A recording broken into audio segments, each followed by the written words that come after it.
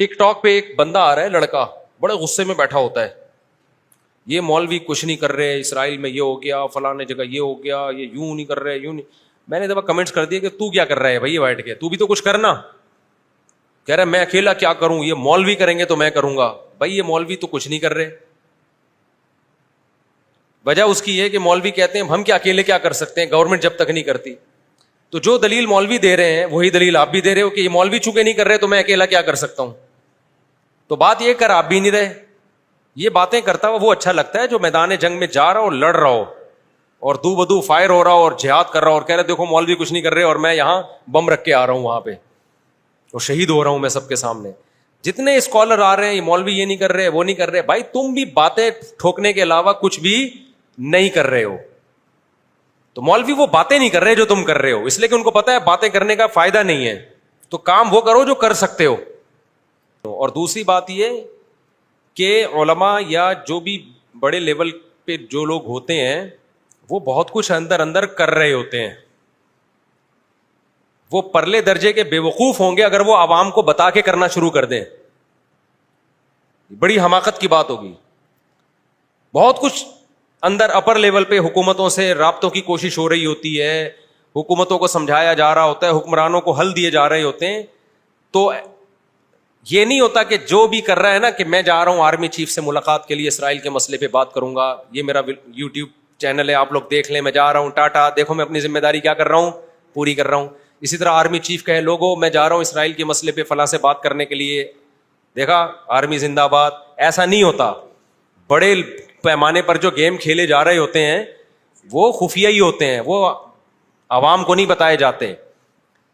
تو بہت کچھ ہو رہا ہوتا ہے. اب سعودی عرب کا بادشاہ کیا کچھ کر رہا ہے ہمیں نہیں پتا, تو ہمیں نہ تعریف کرنی ہے کیونکہ ہو سکتا ہے وہ جھوٹی تعریف ہو, اور نہ ہم نے برائی کرنی ہے کیونکہ ہو سکتا ہے وہ جھوٹی برائی ہو. ہم نے چپ کر کے بیٹھنا ہے. اپنا جو ہم کر سکتے ہیں وہ کریں. کسی کے خلاف یہ کچھ نہیں کر رہے وہ کچھ نہیں کر رہے, یہ یوں نہیں کر رہا وہ یوں نہیں کر رہا, تو بھائی تو کیا کر رہا ہے؟ تو بھی تو یہی کر رہا ہے کہ وہ کچھ نہیں کر رہا تو یہ کچھ نہیں کر رہا تو وہ کچھ نہیں کر رہا, اور یہ تو بھی تو یہی کر رہا ہے. تو اس سے بہتر ہے کہ تو بھی کچھ نہ کرتا. کیا خیال ہے؟ ہمارے یہاں اسمبلی میں بعض بڑے اچھے قوانین پاس ہوئے ہیں اسلام کے فیور میں, قوم کے فیور میں. وہ سارے قوانین وہ ہیں جو چھپڑ میں ہو گئے.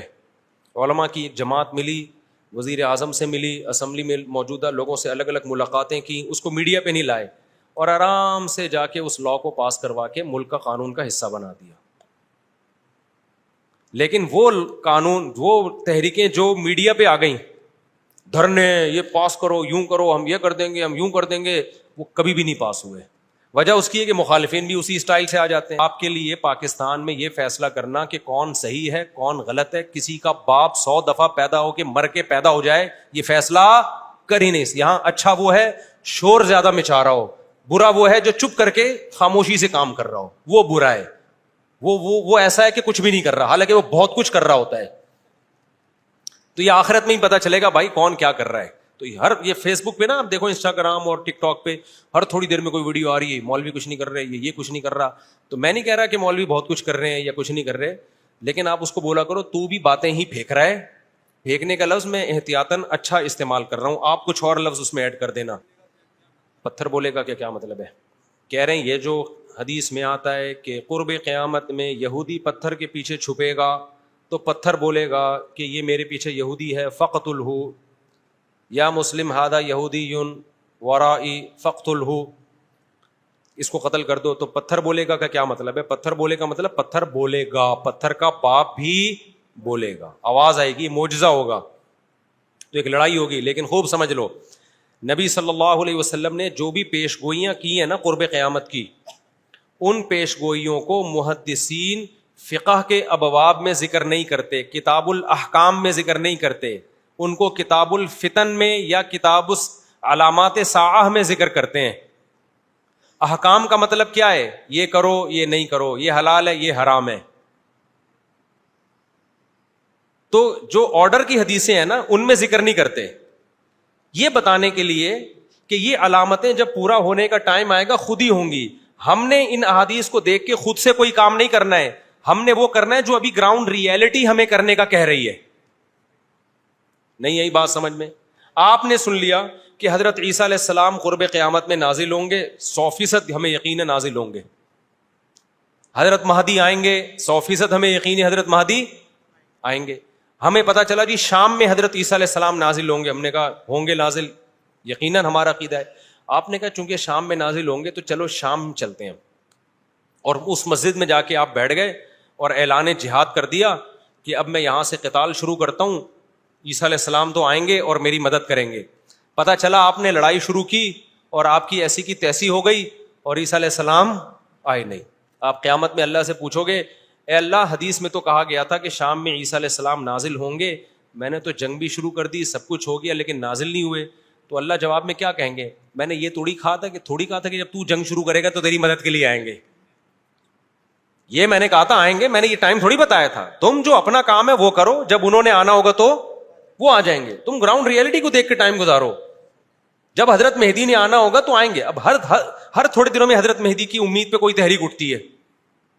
سعودی عرب میں جو 1979 میں بغاوت ہوئی تھی، جنرل مشرف کی قیادت میں آرمی نے جا کے کنٹرول کیا تھا نا، وہ بغاوت کیا ہوئی تھی؟ وہ یہی کہ لوگوں نے کہا امام مہدی آنے والے ہیں، تو ایک بندے کو تیار کیا، کل تیرا حلیہ وہ ہے جو امام مہدی والا ہے، تیرا نام بھی وہ، تیرے ابا کا نام بھی وہ، اور اس کو تیار کر کے بغاوت پہ اکسایا اور کہا کہ بس انقلاب آنے والا ہے، امام مہدی آنے والے ہیں، اور یہی آ گئے ہیں. نتیجہ نکلا سعودی عرب نے پاکستان آرمی کو بلایا، چاروں طرف سے گھیر کے سب کو لٹکا دیا انہوں نے پکڑ کے. تو اب وہ اللہ سے قیامت کے دن کہے کہ اللہ امام مہدی تو آنے والے تھے، اللہ کہیں گے میں نے کب کہا کہ ابھی آنے والے تھے؟ ٹھیک ہے نا. تمہیں زمینی ہے ایک مضبوط ریاست ہے، ایک حکومت ہے، پرامن حکومت ہے، آپ بیت اللہ میں اس کے خلاف بغاوت کر رہے ہو یار، جہاں خون بہانا منع ہے. احکام کی حدیثیں جب فقہا بیان کریں گے نا، اس میں علامات ساعت نہیں ہوتی. احکام کی حدیثوں میں فقہا کیا بیان کرتے ہیں؟ احکام کا مطلب جو آرڈر سے متعلق، ان میں مسلم کی حدیث ہوگی، بخاری کی حدیث ہوگی، اسمعوا واطیعوا ولو سلط علیکم رجل حبشی کأن رأسہ ذبیبہ، سنو اور اطاعت کرو، تم پر حبشی غلام بھی مسلط ہو جائے. جب بادشاہ بن گیا، جب وہ حکومت کا جب حاکم بن گیا تو اب اس کے خلاف بغاوت نہیں کرنی. مسلم کی حدیث ہے جب مسلمانوں کا ایک امیر بن جائے، جو اس کے خلاف کھڑا ہو، کائنا من کان فاقتلوہ، جو بھی کھڑا اس کو قتل کر دو تاکہ مسلمانوں کا اتحاد نہ ٹوٹے. یہ احکام کی حدیثیں ہیں. سمجھ میں آ رہی ہے بات؟ تو ہم نے ان احکام کی حدیثوں کو فالو کرنا ہے، اور جو قیامت سے متعلق ہیں ان پہ یقین رکھنا ہے، ان میں امیدیں ہیں ہمارے لیے کہ ایک دن اللہ ہماری مدد کرے گا. ہم سے نہیں ہوگا تو عیسیٰ ابن مریم کو نازل کرے گا. اور عیسیٰ ابن مریم تو وہ ذات ہیں جن کا یہودی بھی انتظار کر رہے ہیں، عیسائی بھی اور مسلمان بھی. یہودی ان کو کہتے ہیں مسیح دجال، معاذ اللہ. وہ کہتے ہیں ہماری مدد کی، جو یعنی ان کو عیسیٰ تو نہیں مانتے وہ، لیکن وہ ساری علامتیں فکس کر دیتے ہیں کس پہ؟ کیونکہ ان کی کتابوں میں بھی ہے نا. تو شرارت کر کے حضرت عیسیٰ سے ہٹا کے وہ اپنے کسی نجات دہندہ کی طرف لے کے جاتے ہیں. عیسائی کیا کرتے ہیں؟ عیسیٰ ابن مریم نازل ہوں گے ہماری مدد کے لیے، یعنی عیسائیوں کی مدد کے لیے. اور مسلمان کیا کہتا ہے؟ بھائی عیسائی مذہب بھی باطل ہے، یہودی مذہب بھی باطل ہے، منسوخ شدہ مذاہب ہیں. عیسیٰ ابن مریم حق کی خاطر آئیں گے، اور حق مذہب کیا ہے؟